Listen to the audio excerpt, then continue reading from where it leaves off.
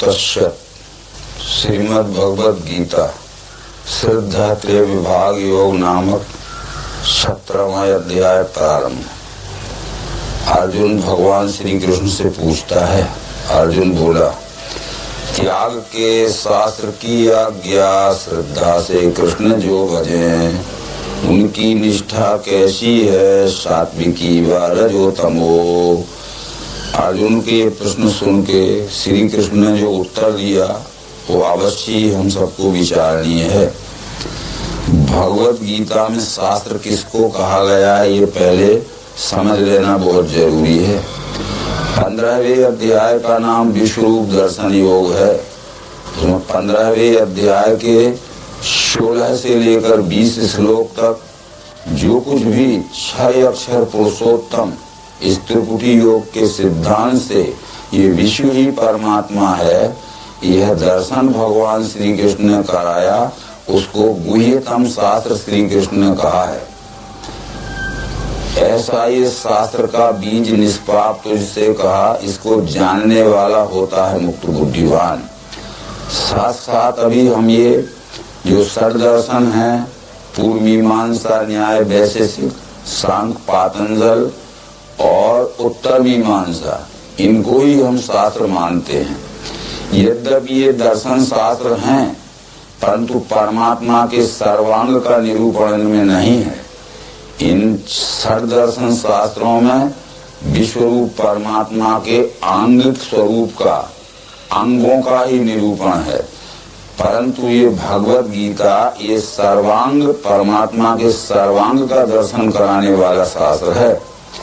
इसी आधार पर जो बहुत ही माइक्रो यानी सारभूत सिद्धांत रूप में भगवान श्री महाराज जी ने लिखा है, उसका नाम भी सर्वांग योग शास्त्र है। एक बार एक भक्त ने भगवान श्री महाराज से पूछा कि षड दर्शन भिन्न भिन्न मतावलंबी हैं, परमात्मा के विषय में अलग अलग विचार बतलाते हैं।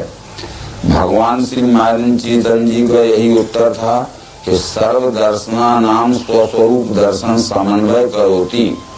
जो सब दर्शन शास्त्र हैं वो सब दर्शन शास्त्र परमात्मा के ही आंगिक स्वरूप का निरूपण करते हैं, परंतु भगवत गीता शास्त्र ये विश्वरूप परमात्मा के सर्वांग का दर्शन कराने वाला शास्त्र है। इसलिए भगवत गीता ही विश्वरूप दर्शन कराने वाला शास्त्र है। ऐसा इस शास्त्र का बीज निष्पाप तुझसे कहा, इसको जानने वाला होता है मुक्त बुद्धिवान।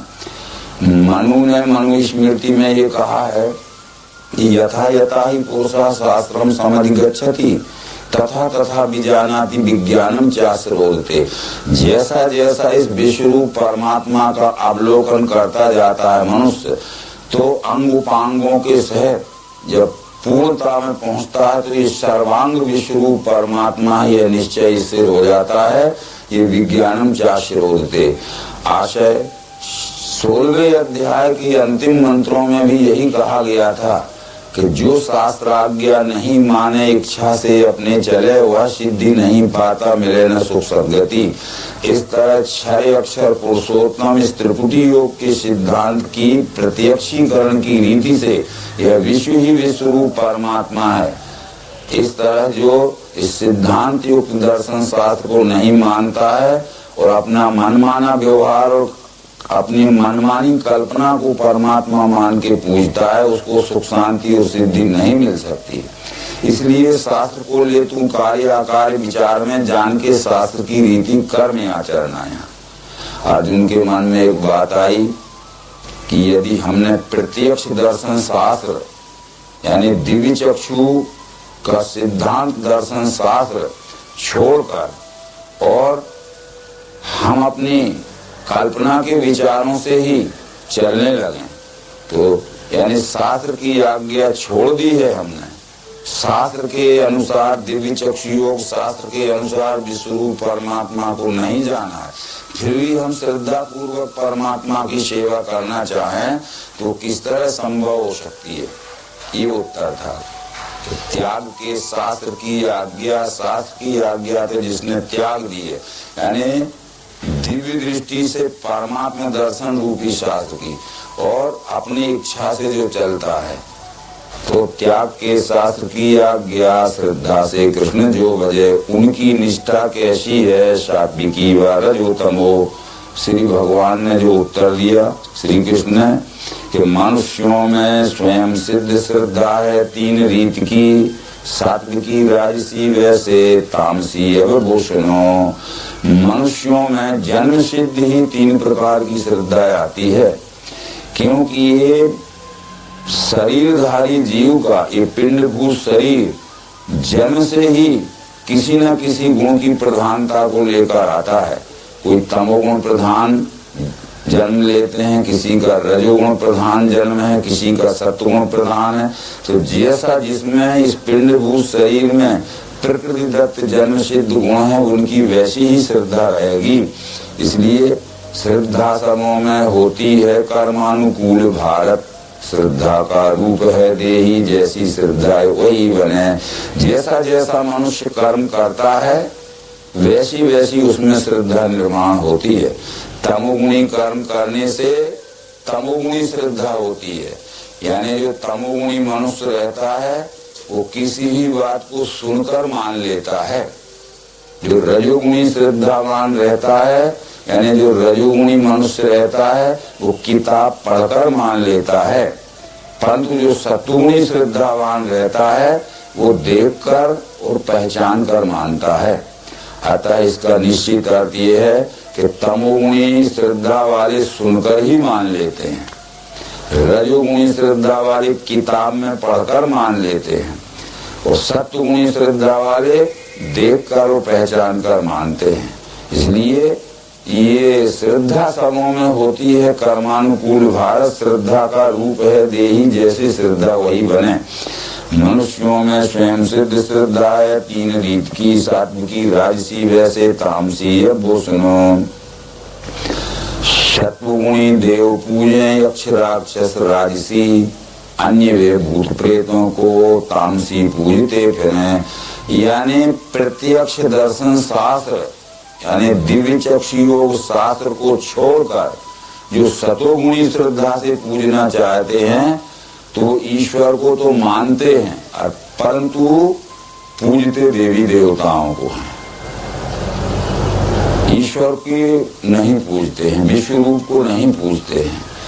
इनमें जो रजोगुणी श्रद्धा वाले हैं, जो शास्त्र छोड़कर रजोगुणी श्रद्धा वाले हैं, वे यक्ष राक्षसों को पूजते हैं, क्योंकि यक्ष राक्षसों का उन्हें बड़ा डर लगता है कि वो हमारे शरीर में कोई राक्षस या कोई यक्ष ये प्रवेश ना कर जाए, नहीं तो हमारा सब मानसिक संतुलन बिगड़ जाएगा, हमारा सर्वस्व नाश हो जाएगा।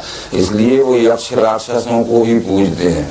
इनमें जो शास्त्र को छोड़कर यानी प्रत्यक्ष दर्शन शास्त्र दिव्य चक्षु योग को छोड़कर जो तमोगुणी श्रद्धा वाले हैं भूत प्रेतों को पूजते हैं।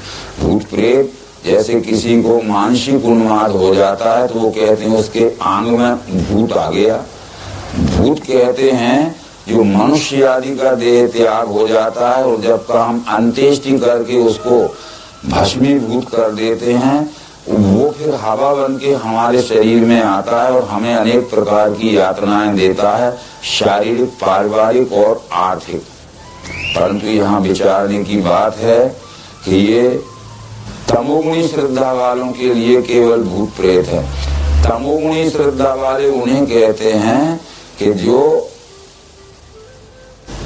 है उसको वो कहेंगे नहीं है, और जो नहीं है उसको वो कहते हैं है। ये बात भगवान श्री कृष्ण ने भगवत गीता में बतला दी कि जो बुद्धि तम से व्याप्त कहे धर्म अधर्म को, अनर्थ अर्थ में देखे बुद्धि को पार तामसी। जो तमोगुणी श्रद्धा वाले हैं, जो तमोगुणी बुद्धि वाले हैं, वो अधर्म को तो धर्म कहते हैं और धर्म को अधर्म कहते हैं, और सर्वार्थान विपरीतांश बुद्धि को पार तामसी। सब बातों का 100% उल्टा ही अर्थ करते हैं। है को नहीं कहेंगे, नहीं को है कहेंगे। जो भूत प्रेत नहीं है उनको वो कहते हैं है, और जो विश्वरूप परमात्मा दिख रहा है इसको वो कहते हैं कि यह परमात्मा नहीं है। इस तरह उनका उल्टा ही विचार रहता है। इसलिए अज्ञानम तमसा फलम, तमोगुणी श्रद्धा वाले ये अज्ञानी होते हैं, और अधोगच्छन्ति तामसा, ये तमोगुणी श्रद्धा वालों को अधोगति प्राप्त होती है, निम्न योनियों में जन्म होता है। परंतु यहाँ एक विचार करना बहुत जरूरी है, ये शास्त्र को छोड़कर शतुगुणी श्रद्धा वाले परमात्मा को मानते तो हैं, पर परमात्मा की भक्ति नहीं करते, देवी देवताओं की भक्ति करते हैं। परंतु जो शास्त्र युक्त श्रद्धा वाले हैं वो परमात्मा को मानते हैं और परमात्मा की ही भक्ति करते हैं, देवी देवताओं की भक्ति नहीं करते। यद्यपि देवी देवता भी परमात्मा के अंग उपांग ही हैं, परंतु जब सर्वांग परमात्मा ही मिल गया तो फिर सर्वांग परमात्मा से व्यवहार क्यों न करना, किसी एक अंग को ही परमात्मा मान के क्यों व्यवहार करना। इस वेदांत दर्शन ने भी यद्यपि बहुत ही सरल और सूझबूझ युक्त स्पष्टीकरण किया था, पर उसका भी लोगों ने अनर्थ कर लिया। वो कहते हैं न च श्रोत जिह्वा न च घ्राण नेत्रे मन बुद्धि अहंकार चित्ते आदि न हम केवलम शिवोहम। इसका आशय था कि मैं आंख नहीं हूँ, मैं कान नहीं हूँ, मैं नाक नहीं हूँ, मैं जीव नहीं हूँ, मैं त्वचा नहीं हूँ, मन नहीं हूँ, बुद्धि नहीं हूँ, अहंकार भी नहीं हूँ, चित्त भी नहीं हूँ, मैं तो केवल शिव हूँ। उसका मतलब है कि मैं अकेला कान नहीं हूँ, मैं अकेला नाक नहीं हूँ, मैं अकेली आंख नहीं हूँ, मैं अकेला त्वचा नहीं हूँ, मैं अकेला मन, अकेली बुद्धि, अकेला अहंकार, अकेला चित्त नहीं हूँ। तो क्या हूँ? सब मिलकर मैं हूँ। क्या ये पाटिल जी जो बैठे हैं कि अकेले कान हैं, ये अकेले नाक हैं, अकेले पाँव हैं? तो क्या हैं? सब मिलके वही तो हैं। अर्थ तो ये था वेदांत का कि मैं एक अंग नहीं हूँ, मैं सर्वांग हूँ। तो मुझ सर्वांग को मानने वाले ये शास्त्र युक्त जानकर मानने वाले, और शास्त्र को छोड़ के मानने वाले देवी देवताओं के मानने वाले हैं, अंगों को केवल मानने वाले हैं। इस तरह का ये विचार है। तो अन्य वे भूत प्रेतों को तामसी पूजते फिरें, दम्भ अहंकार से युक्त बलवान काम प्रीति में, ऐसे वे त्याग के शास्त्र तप घोर सदा करें। दम्भ अहंकार से युक्त बलवान काम प्रीति में, दम्भ कहते हैं असत्य आचरण को, असत्य ज्ञान को, मिथ्या ज्ञान को। ये मिथ्या ज्ञान में पड़े हुए हैं, अयथार्थ ज्ञान में पड़े हुए हैं, अविवेक ज्ञान में पड़े हुए हैं। इस कारण से अविवेकी होते भी अहंकार के कारण अपने को विवेकी मानते हैं। दम्भ अहंकार से युक्त बलवान काम प्रीति में, और उनकी सुख भोगों की कामना बहुत बलवान रहती है। ऐसा वे त्याग के शास्त्र यानी प्रत्यक्ष दर्शन, यानी दिव्य चक्षु योग का प्रत्यक्ष दर्शन, परमात्मा दर्शन साथ छोड़ के तप घोर सदा करें। सुख शांति की सिद्धि प्राप्त करने के लिए घोर तप करते हैं, कठोर तप करते हैं, और अपने शरीर को व्यर्थ ही दुखित करते हैं, सताते हैं।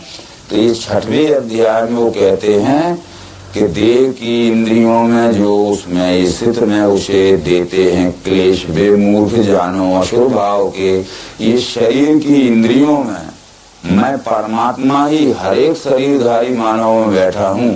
तो जो उपवास व्रत आदि के द्वारा भूखे प्यासे रहकर तीर्थाटन करके अनेक प्रकार के पूजा पाठ पुरस्चरण आदि अनुष्ठान करके इस शरीर की इंद्रियों में बैठे हुए मुझ परमात्मा को सताते हैं, तान विद्धि असुर निश्चयान। हे अर्जुन, उनको निश्चय ही तुम असुर वृत्ति के समझो, वे विवेक बुद्धि वाले नहीं हैं।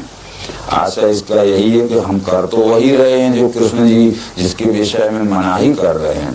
तो इस तरह से आहार भी शवों का है प्रिय 3 प्रकार का, यज्ञ तप दान के भी 3 हैं भेद वो सुनो। ये गुणानुसार भोजन भी 3 प्रकार का होता है।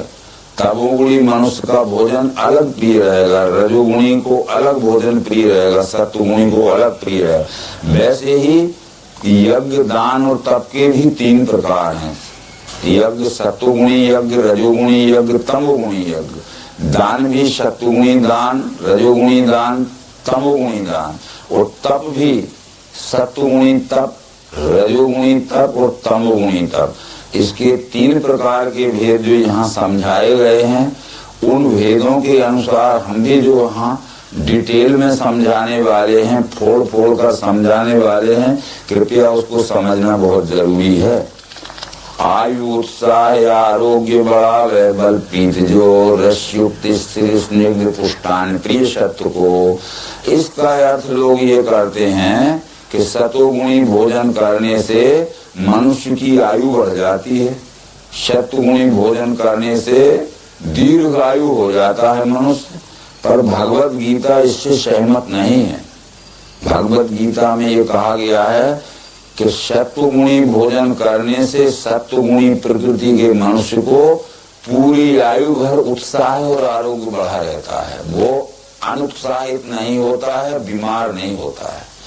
सत्वगुणी मनुष्य यदि सत्वगुणी भोजन करे तो आयु तो नहीं बढ़ेगी, पर पूरी आयु भर उत्साहित अवस्था रहेगी और आरोग्य अवस्था रहेगी। उम्र नहीं बढ़ेगी, उम्र तो एक क्षण भी नहीं घट बढ़ सकती आयु, परंतु गुणानुसार भोजन करने से पूरे उम्र तक उत्साह रहेगा और शरीर में आरोग्य रहेगा, इसका अर्थ है।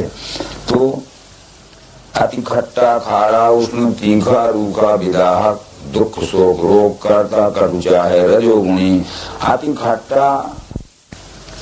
खट्टा खारा उष्ण तीखा रूखा विदाहक दुख शोक रोग करता कटु चाहे रजोगुणी। अति खट्टा खारा तीखा रूखा विदाहक। कुछ लोगों को हमने देखा, आप सबने देखा होगा, यद्यपि भोजन में नमक ज्यादा पड़ा हुआ है, मिर्ची भी ज्यादा पड़ी हुई है, पर वो ऊपर से और मिर्ची मांगते हैं और एक लंबी मिर्ची लेके मिर्ची डला हुआ भोजन तो चरपड़ा खाते ही और मिर्ची भी और काट काट के खाते जा रहे हैं। अति खट्टा, अति तीक्ष्ण यानी चरपड़ा या दाहक खाते हैं, खाते तो जाते हैं, जिसके परिणाम स्वरूप उनके शरीर में दाह भी होती है, एसिड भी बढ़ती है, अनेक प्रकार की बीमारियां उत्पन्न होती हैं, परंतु वो रजोगुणी स्वभाव के कारण वैसा भोजन उन्हें रुचिकर रहता है, चाहे वो उनके आरोग्य को हानि भले ही पहुंचाए, जिंदगी में उनको दुखित अवस्था शरीर की बीमारियां क्यों ना हो। डॉक्टर भी यद्यपि कहता है कि ये भोजन नहीं लेना चाहिए, वो कहते इसके बिना हमारा चलेगा ही नहीं। तो ये आहार करने से गुण बदलता नहीं है, गुणानुसार आहार करने से हमारे पूर्ण उम्र तक उत्साह और आरोग्य बढ़ा रहता है।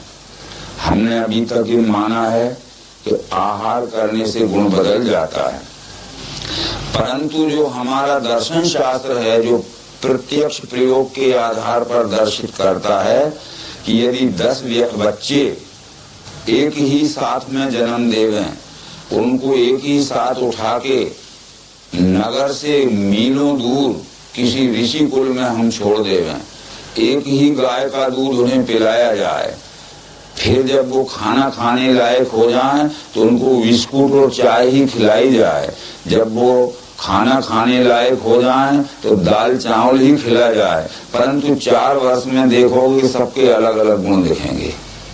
एक साथ में 10 बच्चों ने जन्म दिया है और तुरंत ही उठा के हम नगर से बहुत दूर मीलों दूर लेके एक ऋषि आश्रम में हमने उनका पालन पोषण किया, एक ही गाय का दूध पिलाया, अन्न खाने लायक हो गए तो बिस्कुट चाय ही दिया, दाल चावल ही दिया, परंतु 4 वर्ष की उम्र में देखोगे अलग अलग गुण दिखेगा। ये गुण जन्म सिद्ध है, पूर्व दत्तेषु विद्या पूर्व दत्तेषु गुणम। इसलिए जीव में जो 5 बातें रहती हैं, इनका ध्यान करना बहुत जरूरी है। ये आनुवांशिक संस्कार और पौर्वदेह कर्म संस्कार, ये जीव में जो पहले से आते हैं, पूर्व देह में किए हुए कर्मों के संस्कार लेके ये गुणानुसार जीव आता है और जिस वंश में जन्म लेता है आनुवंशिक संस्कार उसमें आते हैं। जिस माता पिता के घर में जन्म लेता है तो कफ वात पित्त का शरीर माता पिता के स्वरूप अनुकूल हो सकता है, परंतु गुण तो पूर्व देह के कर्म संस्कार के अनुसार गुण लाता है, इसलिए गुणों में परिवर्तन नहीं हो सकता। अनुकूल भोजन करने से गुण में आरोग्यता रहेगी और उत्साह रहेगा। प्रतिकूल भोजन करने से गुण में विकार आएगा और अनुत्साहित अवस्था हो जाएगी, गुण बदल नहीं सकता। बहुत से विचार ऐसे बतलाए गए हैं कि जैसे एक ही घर में हम रहते हैं 10 व्यक्ति, रोजाना दोनों टाइम एक सरीखा खाना खाते हैं, पर 10 व्यक्ति के वर्षों तक एक सरीखा भोजन करने पर एक सरीखे गुण नहीं हो सकते, अलग अलग गुण रहेंगे। इस कारण से आहार से गुण नहीं बदलते हैं। गुणानुसार आहार करने से स्वस्थ जीवन और उत्साही जीवन रह सकता है। इसलिए अपने गुण को पहले पहचाने मनुष्य और फिर गुणानुसार आरोग्यता रहने के लिए और उत्साहित जीवन बिताने के लिए गुणानुसार भोजन करे। गीतायाम गया स्वाद भाषा दुर्गंध से भरा, झूठा एवं ये प्यारा तामसों का आहार है। तमोगुणी लोग झूठा भोजन करते हैं, दुर्गंधित भोजन करते हैं। जो सुबह का बनाया हुआ ठंडा हो जाए और जिसमें दुर्गंध भी आ जाए, ऐसा भोजन उनको प्रिय रहता है, और वैसा भोजन ना मिले तो उनको रुचि नहीं होती, उसको अप्रिय समझते हैं।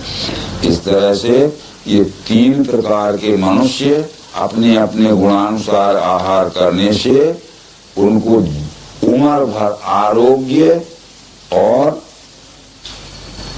उत्साहित जीवन रह सकता है। अब यहाँ यज्ञ भी 3 प्रकार हैं। फलिच्छा त्यागी जो यज्ञ करना अवश्य है, करे निश्चय से ऐसे वो सतोगुणी। तो इस तरह से यज्ञ के विषय में ये समझा देना बहुत जरूरी है, जो कि अभी पहले कहा था कि जना नाम समूहो जनता तत्सखा सुखा अय्यवतिशा यज्ञ।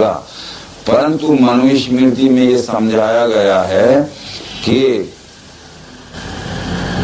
आलम्भ यज्ञ क्षत्रिय, हविर यज्ञ वैश्य स्मृता, परिचार यज्ञ शूद्रस्य, जप यज्ञ द्विजातीय।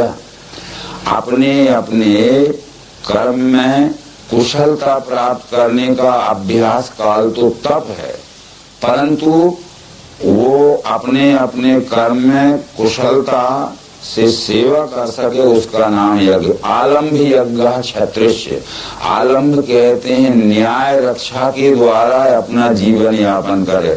न्याय रक्षा करना ही है क्षत्रियों का यज्ञ है।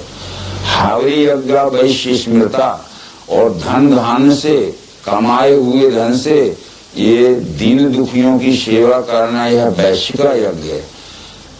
परिचार यज्ञ शूद्र से, शरीर के द्वारा सेवा करके आवश्यकता अनुसार सुख पहुंचाना, ये शूद्र का यज्ञ है। और ज्ञान विज्ञान द्वारा अंधविश्वास से छुड़ाकर सत्य प्रकाश में लाना, ये ब्राह्मण का। ज्ञान विज्ञान द्वारा सेवा करना ये ब्राह्मण का यज्ञ है। न्याय रक्षा द्वारा सेवा करना ये क्षत्रिय का यज्ञ है।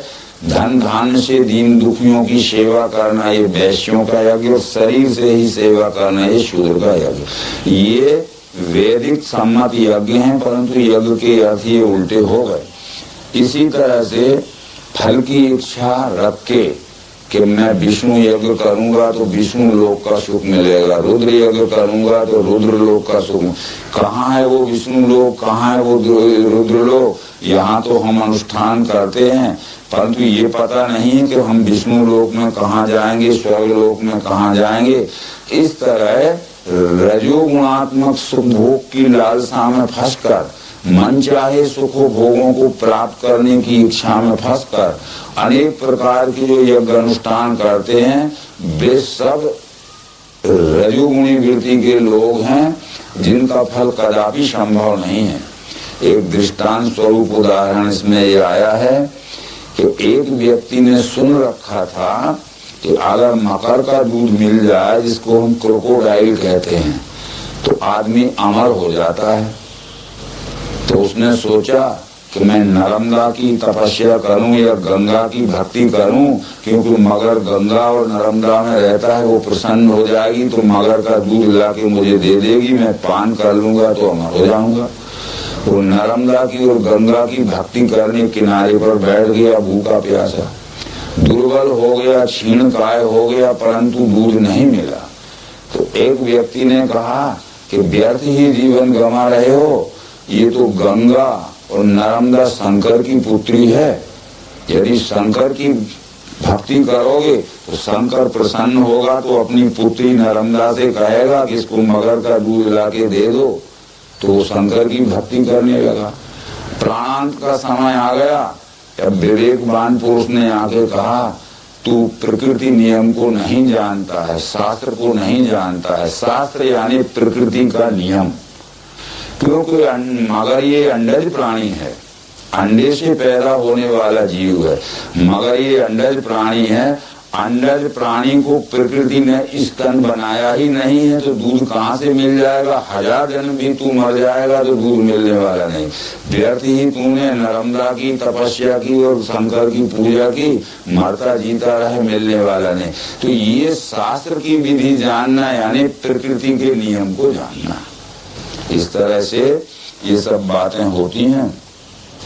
विधिहीन, अन्न बिना मंत्रहीन, दक्षिणा श्रद्धा से हीन, जो यज्ञ उसे तामस है का। फिर देवध्वज गुरु श्रेष्ठ, पूजना शुचि नम्रता, ब्रह्मचर्य अहिंसा, ये कहा तप शरीर का। देव कहते हैं विद्वान पुरुषों को, क्योंकि वेद ने कहा है विद्वान सो ही देवा। अभी 16वें अध्याय में हमने पढ़ा कि ये निर्भय चित्त की शुद्धि, ज्ञान योग में रहना, देखना, सोचना, यज्ञ, धन, प्रेम, उदारता, अहिंसा, सत्य, क्रोध, त्याग, शांति, अपैशन, ये देवी संपत्ति वालों के गुण हैं। ये कुल मिला के 26 गुण हैं। 26 गुण तो पूर्ण मनुष्य में आना संभव नहीं है। यदि आधे भी आ गए 13 तो संभव नहीं है, परंतु 1/4 भी आ गए तो निश्चित है कि वो देवी संपत्तिवान हो सकता है। यदि ये सब न आवे तो केवल अहिंसा और सत्य आ जाए, तब भी वो देवी संपत्तिवान हो सकता है। सत्य कहते हैं, सत्य क्या है इसकी दर्शन युक्त पहचान हो जाना। अहिंसा क्या कहते हैं? प्राणी मात्र को अकारण दुख न पहुंचाना। ये 2 गुण ही आ जाए तो भी देवी संपत्तिवान हो सकता है। तो ये आशय यही है कि देव कहते हैं देवी संपत्तिवान को, और देव कहते हैं जिसे परमात्मा दर्शन हो चुका है। ये 9वें अध्याय में श्री कृष्ण अर्जुन को समझा चुके थे कि देवी स्वभाव वाले जो महात्मा पार्थ वे मुझे अनन्य भाव से सेवें आदि अव्यय जान के, मुझ विश्वरूप परमात्मा को जान पहचान कर अनन्य भाव से जो स्वकर्म द्वारा सेवा में लग गए हैं उन्हें मैं देव कहता हूँ। परंतु वो कहते हैं ढका है ज्ञान माया से, आसुरी वृत्ति हो चुकी, नराधम दुराचारी मूल मुझको नहीं भजें। जिनकी अविद्यात्मक भ्रम से, जिनका ज्ञान रूपी विवेक नष्ट हो गया है और जो आसुरी वृत्ति में आ चुके हैं, ऐसे अधम और दुराचारी ये विश्व को परमात्मा ना मान के, अपनी कल्पना को परमात्मा मान के अनेक प्रकार की पूजा पाठ में लग जाते हैं, जो कि वास्तव में सत्य नहीं है। ध्वज कहते हैं ज्ञान के संस्कार जिनमें आ गए हैं, इनको पवित्रता पूर्वक आदर करना। और ब्रह्मचर्य का अर्थ है समस्त इंद्रियों को संयम में रखना, अपने शरीर को, इंद्रियों को, मन को, बुद्धि को, चित्त को।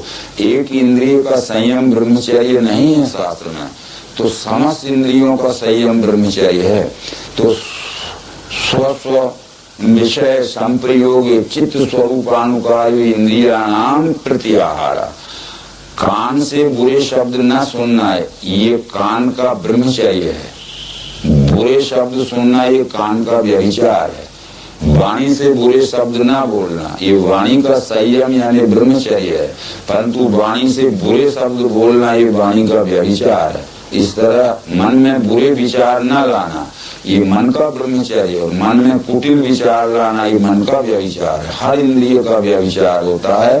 तो ये यदिदं ब्रह्मणो रूपम ब्रह्मचर्यमिति स्मृता, उपनिषद कहती है कि यति इदम ब्रह्मणो रूपम ब्रह्मचर्य इति स्मृता। जो यह सब दिख रहा है यही ब्रह्म है या परमात्मा है, ऐसा निश्चय जिसको हो गया है उसको ब्रह्मचारी कहते हैं। ब्रह्मचारी यानी विश्व ही ब्रह्म है, यह जानकर विश्व रूपी ब्रह्म के साथ इसका सदाचार में आचार होने लगा है, ब्रह्म आचार, वो ब्रह्मचारी है। जहाँ वेद में ब्रह्मचर्य का अर्थ दूसरा था, वो ब्रह्मचर्य का अर्थ कुछ है। यद्यपि इंद्रिय संयम ब्रह्मचर्य है ही, परंतु ब्रह्म को जानकर ब्रह्म के साथ आचार करना ये ब्रह्मचर्य है। उद्वेग न करने वाला बोले सत्य लाभ का, पढ़ना धर्म ग्रंथों का, वाचा का तप है का। ऐसा कभी न बोले जो हमारी कही हुई बात दूसरे को ठेस पहुंचावे, मन में धक्का पहुंचावे, बुरा लगे। सत्य बोले, प्रिय बोले, और हमारे बोलने से कुछ न कुछ जरूर दूसरे को लाभ होवे। और धर्म ग्रंथों का अध्याय अभ्यास करना ये मन में वाणी का तप है। अब धर्म ग्रंथ किसे कहते हैं थोड़ा यहाँ विचार करना पड़ेगा। भगवत गीता के 9वें अध्याय में धर्म ये शब्द आया है। क्या है? जिसका ज्ञान होने से छूटेगा भवबंध से, वो गुह्य ज्ञान विज्ञान देता हूँ अद्वेस्तु। राज विद्या राजगुह्य हैगा श्रेष्ठ पवित्र, ये प्रत्यक्ष धर्म का बीज नासी सुख साध है। इसका आशय ये है कि विश्व ही विश्व रूप परमात्मा है। क्या है? जिसका ज्ञान होने से छूटेगा भवबंध से, वो गुह्य ज्ञान विज्ञान देता हूँ अद्वेस्तु। राज विद्या राजगुह्य हैगा श्रेष्ठ पवित्र, ये प्रत्यक्ष धर्म का बीज नासी सुख साध है। इसका आशय ये है कि विश्व ही विश्व रूप परमात्मा है। यह निश्चय जिसके अंतःकरण में धारण हो गया है वो धर्मज्ञ पुरुष है। विश्व ही विश्व रूप परमात्मा है, विश्व रूप का निश्चय अंतःकरण में धारण हो जाना ही धर्म है। क्या है? धर्म एव हतो हंति धर्मो रक्षति रक्षिता। धर्म का रक्षण होने से मानवता का रक्षण होता है, और धर्म का विनाश हो जाने से मानवता का विनाश होता है। पर धारणा धर्म इत्याहु तद धर्म धार्यते प्रजा। जो धारण किया जाता है उसे धर्म कहते हैं। तत् धर्म धार्यते प्रजा। हर एक मनुष्य को धर्म धारण करना है। तो हर एक मनुष्य को क्या धर्म धारण करना है?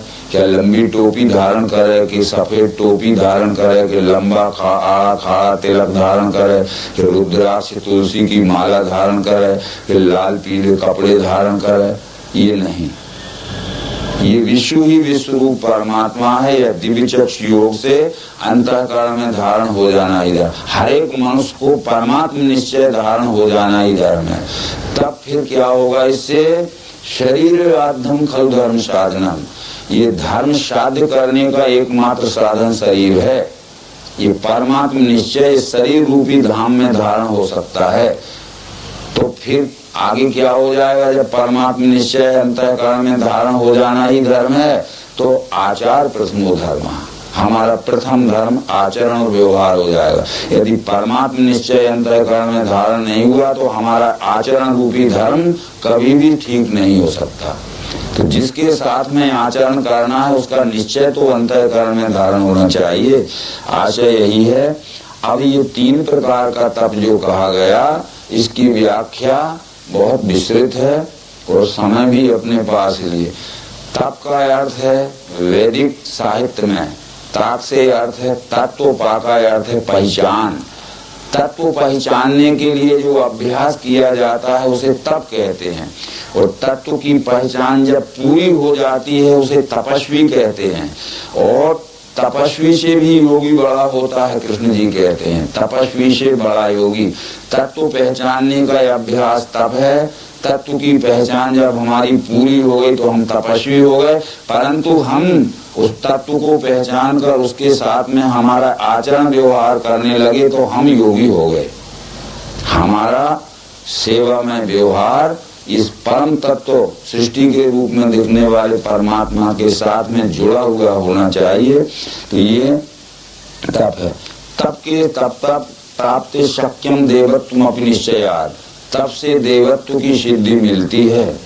त्रैविध्याम परे नास्ति संन्यास परमम तपा, वेदों में संन्यास सबसे श्रेष्ठ तप कहा गया है, परंतु संन्यास को भी वेदों में बतलाया गया है कि कर्म त्यागान संन्यासो न प्रेष्योच्चारणेन तु संधो जीवात्मनोरेक्यम संन्यासा प्रकीर्ता।